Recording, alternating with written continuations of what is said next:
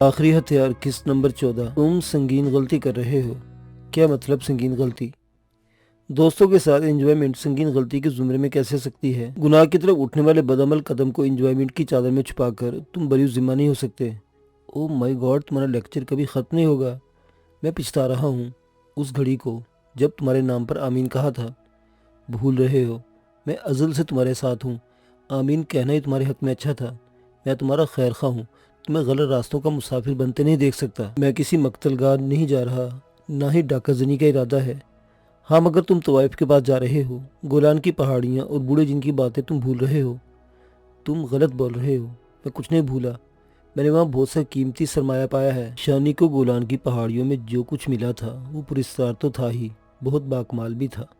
وقتی رخصت بوڑھے جن نے اسے 3 حیرت ناک تحفے بخشے تھے۔ یہ روشن نواز ہے، اسے ہمیشہ روشن رکھنا، اس کا حسن کبھی مان نہ پڑنے دینا۔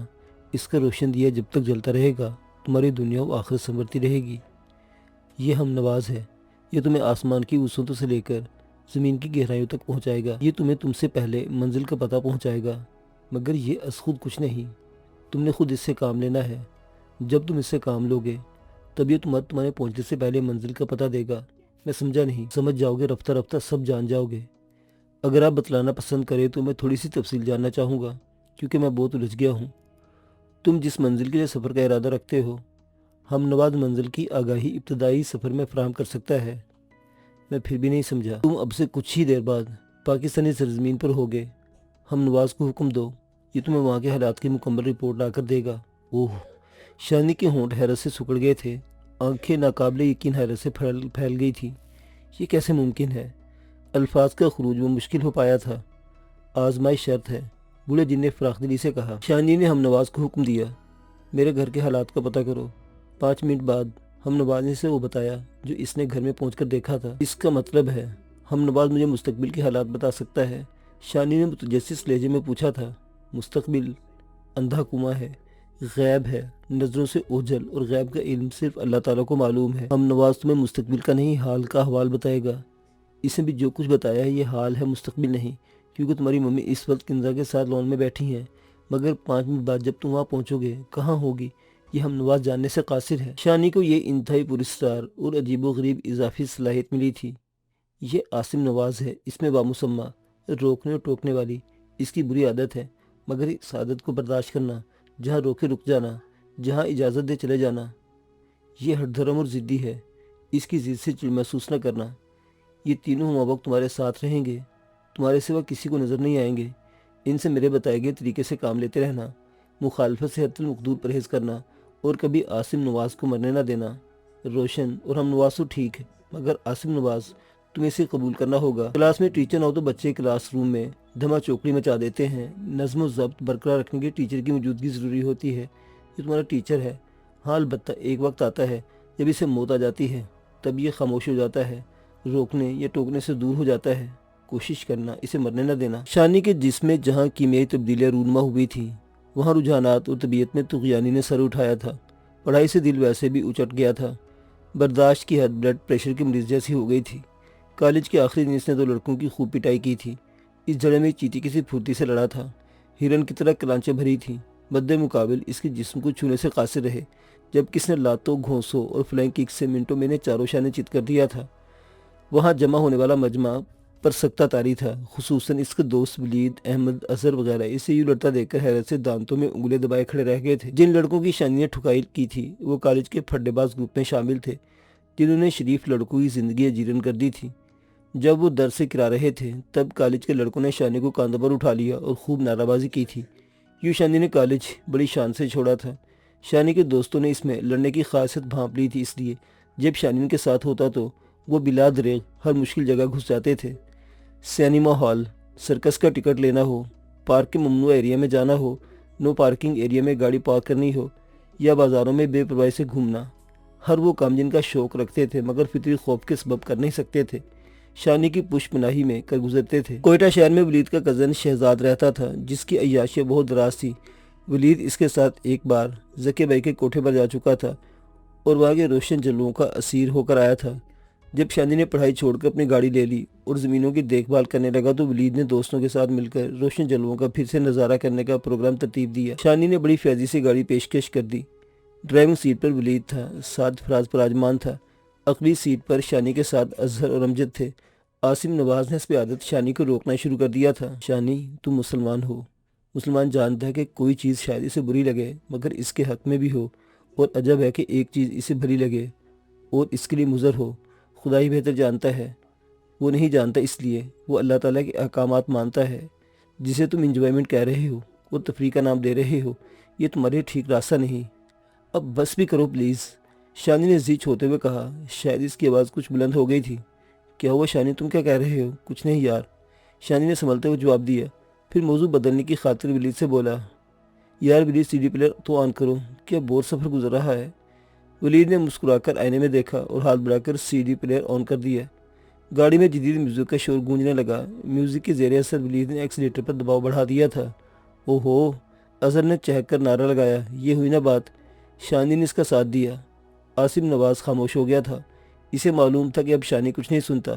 روشن نواز اور ہم نواز پہلے سے خاموش تماشائی تھے، تاہم روشن نواز عاصم سے نظریں چرا رہا تھا کیونکہ سریبا نے روشن نواز سے دوستی گانٹھ لی تھی۔ سریبا نے گروجی کی ہدایت کے مطابق شانی کے لیے جو ڈگر منتخب کی تھی وہ روشن نواز کی طرف منتقل کر دی تھی۔ جو گیم سریبا کھیل رہا تھا شانی سے بے خبر تھا، تاہم سریبا کو عاصم نواز سے ڈر تھا کیونکہ وہ جانتا تھا کہ وہی اسے پہچان سکتا ہے، اور نہ صرف پہچان سکتا ہے بلکہ اس کے خلاف دبلے جنگ بھی بجا سکتا ہے۔ وہ لوگ کوئٹہ میں داخل ہو چکے تھے۔ ولید نے گاڑی سیدھی ذکیہ بھائی کے کوٹھے کے سامنے روکی تھی۔ ذکیہ بھائی روایتی طوائف تھی، گھاک اور جہاں دیدہ۔ وہ چند بااثر سیاسی شخصیات کے بلبوتے پر اپنا دھندا استوار کیے بیٹھی تھی۔ اس کا خیال تھا، میری روشن گاہ میں جو ایک بار آتا ہے وہ بار بار آتا ہے۔ اس کے زیر سایہ حسن کی دیویاں ایسی اداؤں سے مالا مال تھی کہ جوان دلوں کی تو بات کیا، ڈھلتی عمر اور بوڑھے لوگوں میں آگ لگا دیتی تھی۔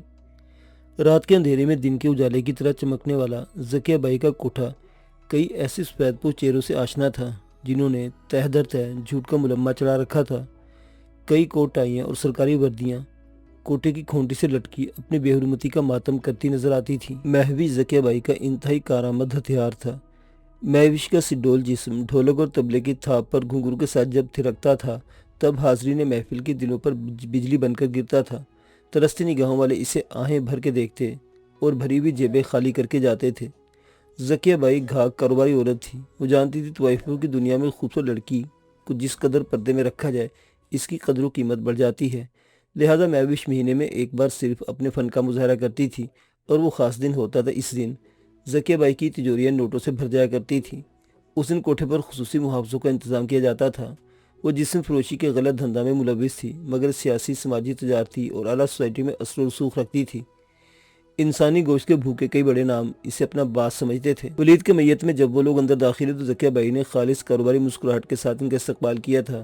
آئیے آئیے زہ نصیب، آج ہمارے بالا خانے کی رونقیں دوبالا ہو گئی۔ ہم خوش قسمت ہیں کہ اتنے خوبصورت نوجوانوں نے رونق بخشی ہے۔ ولید کے علاوہ سبھی اس رنگین دنیا سے ناآشنا تھے۔ ذکیہ بائی پہلی نظر میں پہچان چکی تھی۔ شانی کو یہ سب بہت عجیب لگ رہا تھا۔ وہ حیران تھا جب ولید نے ذکیہ بائی کے ساتھ بے باک جملوں کا تبادلہ کیا۔ ذکیہ بائی 40 سال سے اوپر کی تھی۔ ہاں، میک اپ کی بھرمار نے عمر رفتہ کو روک لگانے کی کوشش ضرور کی تھی۔ آپ لوگ خوش قسمت ہیں بابو، آج ہمارے کوٹھے کی جل پری مہوش کا شو ہے۔ تم لوگوں کو قسمت نے کیا مناسب وقت سونپا ہے۔ شانی، اظہر، امجد اور فراز وہاں کی رونقیں دیکھ کر حیران تھے۔ ولید بابو، آپ دوستوں کو لے کر ہال میں جاؤ، سرزندے وہاں پہنچ چکے ہیں، ہماری جلوری بھی جلوہ افروز ہونے والی ہے۔ ہال کافی بڑا تھا۔ مناسب ڈیکوریٹ سامان، برقی کمکموں اور قیمتی فرنیچر سے اس کی خوبصورتی میں گراں قدر اضافہ کیا گیا تھا۔ 3 طرف گاؤ تکے لگے ہوئے تھے، ایک طرف قیمتی صوفے اور شاندار کرسیاں بچھی ہوئی تھیں، سبز قالین کے ساتھ چمکدار پردے جن پر عطر کا چھڑکاؤ کیا گیا تھا۔ ہال کا وسطی حصہ خالی تھا جب مہوش نے اپنے فن کا مظاہرہ کرنا تھا۔ سرزندے واقع ہال میں موجود تھے، ڈھولک اور طبلے کی تنابیں کس رہے تھے۔ شانی نے نیچی نظروں سے حاضرین محفل کو دیکھا۔ یوں تو وہاں عمر کا فرد موجود تھا، تاہم کم عمر انہی کی پارٹی تھی۔ ہال کے باہر 3 طویل القامت اور کثرتی جسم کے مالک افراد کھڑے تھے۔ شانی نے ہم نواز سے پوچھا کہ ان کی یہاں ضرورت ہے؟ جتنی ضرورت ان کی یہاں ہے شاید ہی کہیں ہو۔ ہم نواز کے جواب پر شانی حیران ہو گیا تھا۔ روشن نواز خوشی سے اچھل رہا تھا۔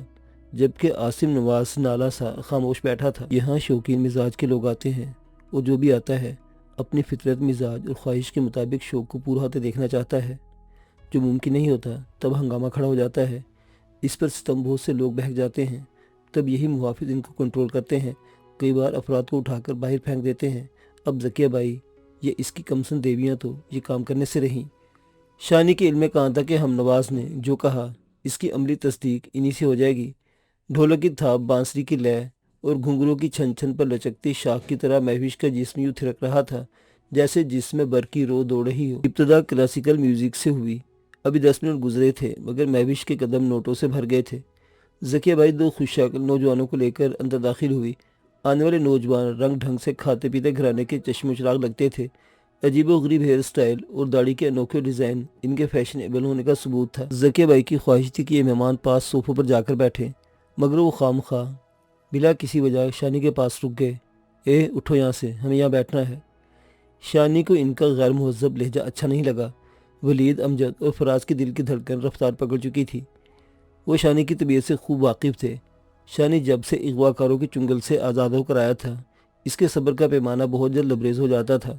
शानी ने गुस्सैली निगाहों से इन्हें देखा। साजिद बाबू, ये जगह आप लोगों के मुनासिब नहीं, आप आइए सामने सोफे पर बैठिए।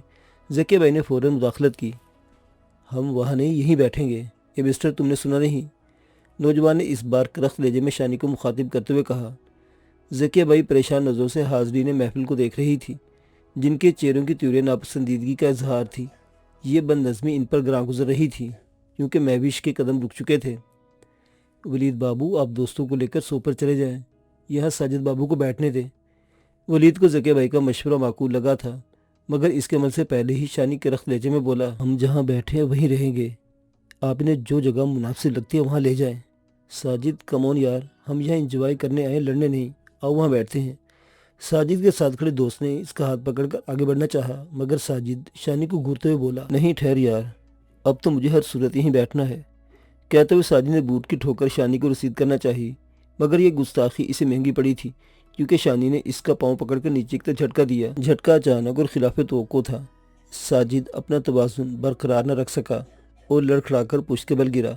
शानी फुर्ती से खड़ा हो चुका था। हाल में भगदड़ मच गई। ज़किया बाई के चेहरे पर हवाइयाँ उड़ने लगीं। महविश ने मुतवहिश नज़रों से एक लम्हा ये मंजर देखा और फिर अंदरूनी हिस्से की तरफ भाग पड़ी। क्या कर रहे हो ये बदतमीज़ लोग? यार, क्यों रंग में भंग डाल रहे हो? इन्हें मार मार कर बाहर निकाल दो। हॉल में मुख्तलिफ इजहार ख्याल का सिलसिला जारी था मगर इस समय साजिद और शानी को कुछ सुनाई नहीं दे रहा था। शहरयार ने उठने में देर नहीं लगाई थी। इसने शानी का गिरबार पकड़ना चाहा मगर शानी की घूमते लाने से छठी का दूध याद दिला दिया था। साजिद भी खड़ा हो चुका था और शानी को घूंसा मारने की जिसारत की थी। जवाबन जबरा पकड़े करा रहा था क्योंकि बरवक्त झुककर शानी ने न सिर्फ इसका वार खाली जाने दिया था बल्कि फुर्ती से जवाबन मुक्का भी जड़ दिया था। हालात ज़किया बाई के कंट्रोल से बाहर हो चुके थे। इसने मुहाफिजों को बुला लिया था। शानी की तरफ इशारा करते हुए बोली, पकड़ो इस हरामजादे को और इतना मारो कि फिर ये ज़किया बाई के कोठे पर बदनज़मी का तस्वुर न कर सके। वलीद और दूसरे दोस्त आने वाले मुहाफिजों के तेवर और जिसामत देख कर लर्ज़ाबर अंदाम थे। शानी, चलो यार, निकलो यहाँ से। वहीद ने शानी को कंधे से पकड़ना चाहा मगर शानी इसकी बात अनसुनी करता अपनी जगह छोड़ चुका था क्योंकि एक मुहाफिज ने इस पर हमलावर हुआ था।